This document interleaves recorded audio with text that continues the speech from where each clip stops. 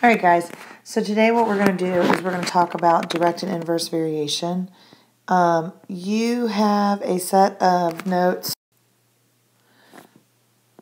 So remember, as x gets larger, y gets larger. Okay? A couple of things to think about while we're talking about this. So let's look at direct variation. Direct variation can be written in two ways.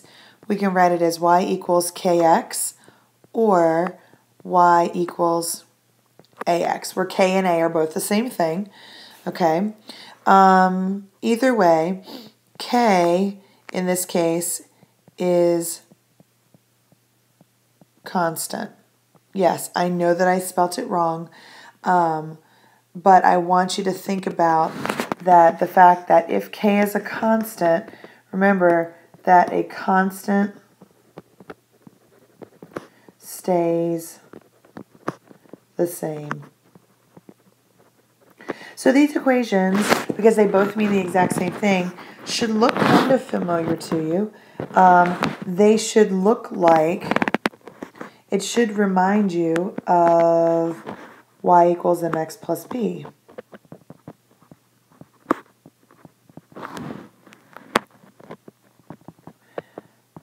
But the problem here is that there is no b, okay? Which means that the graph passes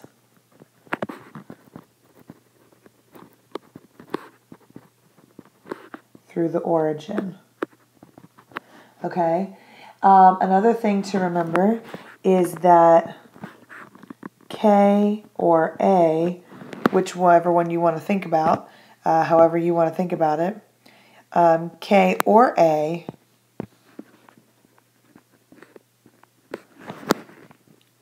is the same as your slope. And we know that slope is represented by the letter m. Okay? So we know that k or a is the exact same idea as your slope.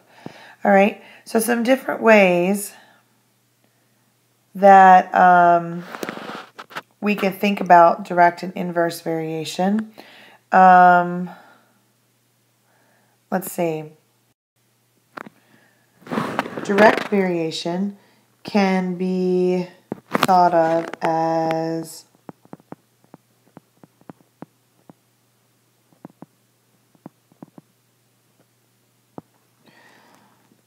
y varies directly with x. Okay, so as x changes, y is going to change. Y is proportional to x. And we said as x increases, that should be an A. Let's get that fixed.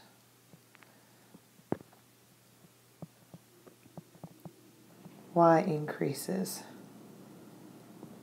Okay? So,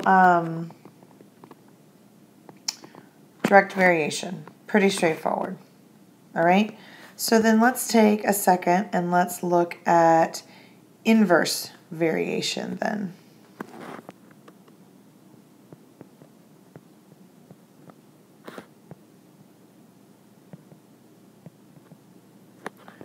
Okay, so inverse variation is a little bit different.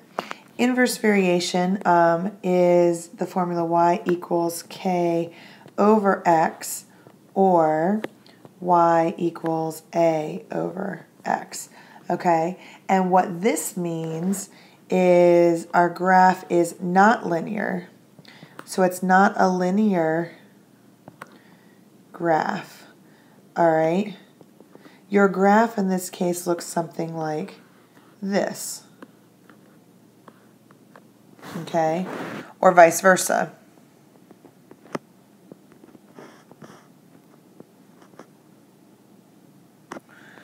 Okay?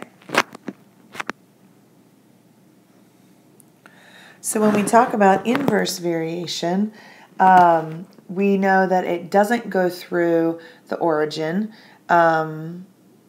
It has these kind of funky little curves to it. Okay? Easiest way to tell if an equation is direct or an inverse variation is plug it into your y equals format on your calculator and hit graph. If you get a graph that goes straight through the origin, it doesn't have a y-intercept, doesn't touch the y-axis anywhere except for the 0, 0, then you know it's a direct variation equation.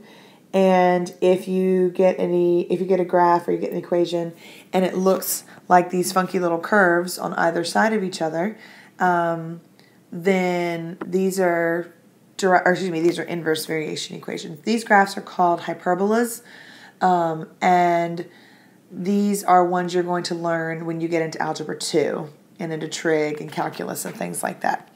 All right, so when we talk about inverse variation, okay, we also can remember inverse because inverse you might think of is the opposite.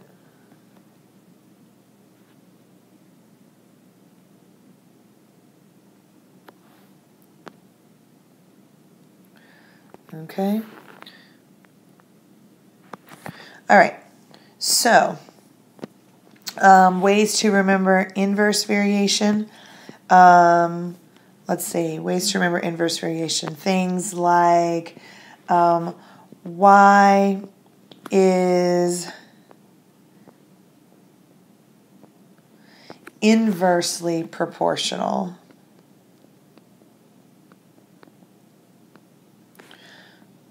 to x, okay?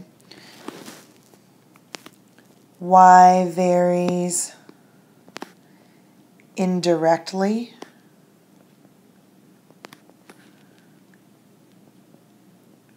to x, and things like as y increases, x decreases, and vice versa. And if you look at the graph, it kind of makes sense. As your y is going up, your x is going down in terms of size. Okay?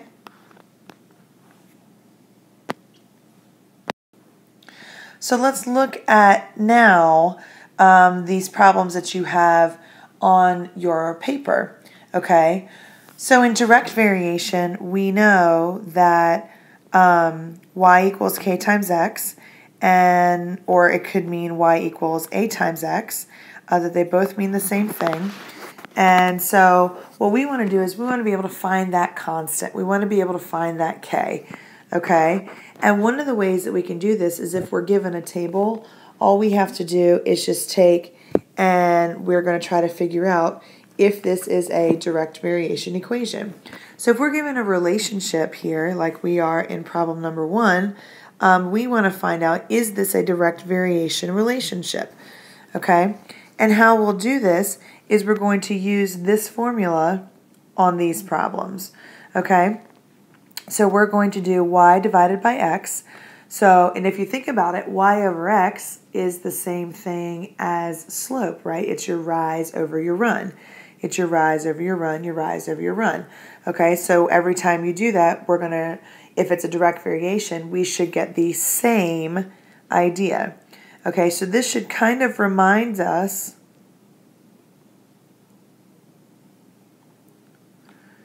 rise over run. So what I'm going to do is I'm going to say 54 over 3. And on my calculator, I'm going to plug in 54 over 3. And I'm going to find that 54 over 3 is 18.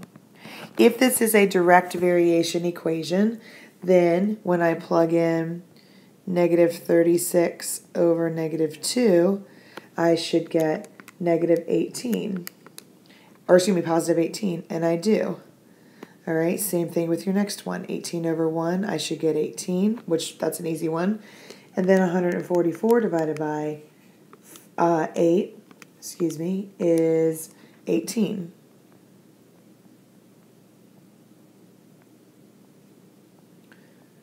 Gives you that 18. So yes, this is a direct variation equation because my constant of variation is the same. In this case, my constant, which is my k or my a, whichever one you want to look at, my constant is 18. So that means essentially my slope is 18. Okay? So let's try number 2. All right, try number 2. So you're going to do the same thing. If it's a direct variation equation, it should give you the same response. So negative 20 over negative 2 is going to give me a positive 10. 10 over 1 gives me a positive 10. 30 over 3 gives me a positive 10. And 40 over 4 gives me a positive 10. So because my constant is the same every time, and it fits that y over x equation, it is a direct variation, okay? And my constant of variation in this case is 10, okay? I want you to try number 3. Pause the video and resume when you're ready. All right, so in number 3, you should have found that every time you set up your formula that your A changed, okay? And that's going to be a problem because that's not a direct variation equation, okay? So because of that, there is no constant of variation for this specific one because it's not direct variation. But we're going to come back to this problem in just a second and see if maybe it's an inverse variation. But before we do that, you might be thinking and trying to figure out, okay, how are you figuring out your constant of variation? How did you get it as y over x? So basically what this is saying is we're going to come up here to this formula, and when you have y, okay, so you should have multiplied these numbers together and found that every one equals 16. So it is an inverse variation, and the constant of variation in this case, k, is going to equal 16. All right, well, let's go back and let's look at number 3 real quick just to see if maybe, is this an inverse variation? So if I multiplied negative 2 and negative 40, well, that would give me positive 80. 2 times 30 is 60. Yeah, this is neither a direct nor an inverse variation. So there is no constant of variation on this one, okay? So it's the graph is not necessarily going to go through the origin, and it's not necessarily going to be a hyperbola. It's probably going to be just a plain old linear equation, okay?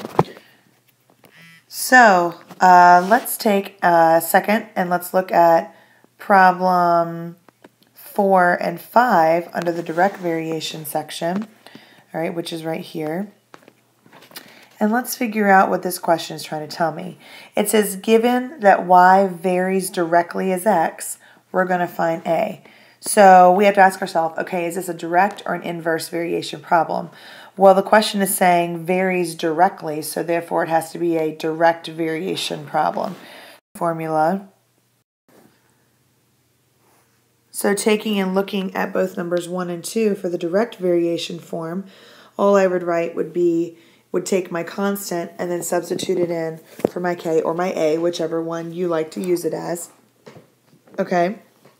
And I will write it as y equals 18x because in this case your slope, quote unquote your slope, is 18. Or in the second one, y equals 10x because your slope or your constant of variation, same thing that stays the same, all right, is 10, so y equals 10x. All right, so let's take and let's look real quick over here at the inverse variation ones. Knowing that my formula for inverse variation, if you remember, is kind of a random line. Don't know where that came from. Sorry about that.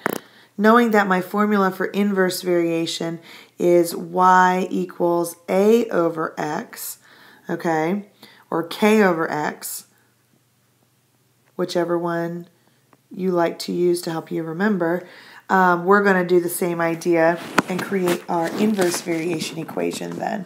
So if I'm looking at number 1, if my a is -8, my inverse variation equation would be y equals -8 over x. Okay, and then all I'd have to do is just substitute in. All right, same thing in number 2. My inverse variation equation would be y equals 16 over x. And then again, I just substitute in with x to find my y, or plug in y and slam both sides by x. And anyways, you get the idea. So that's my equation for that one. Now, let's take and let's figure out what's the inverse variation equation if y varies inversely as x. All right, if y varies inversely as x, so that means I'm going to use y equals k over x. So I'm going to say if y is 3, okay, and x is 24, I need to find my inverse, or my constant in this case. So I'm going to slam both sides by the 24. And those guys will cancel out. And I find that my k is, we'll see, 4 times 3 is 12. Carry my 1, so 72. So 72 equals my k. If I were to take and write this in an inverse variation format, meaning I was looking for the actual equation of what it was, I could say that y equals 72 over x. Okay, but the question right now is just asking me to find the constant of variation. So sometimes you're going to be asked to find the constant. Sometimes you're going to be asked to find the equation. And so you know both ways to find it now. So looking at our last one, again, it's inverse because we're told it is. So we're going to take and we're going to plug in. So -64 equals k over -16. Multiply both sides by the -16. All right. And -16 times 64 is positive 1024 is my constant. That would be quite a graph to try to graph, so it's a good thing we don't have to worry about doing that. All right, so there's my constant. That's what the problem was asking.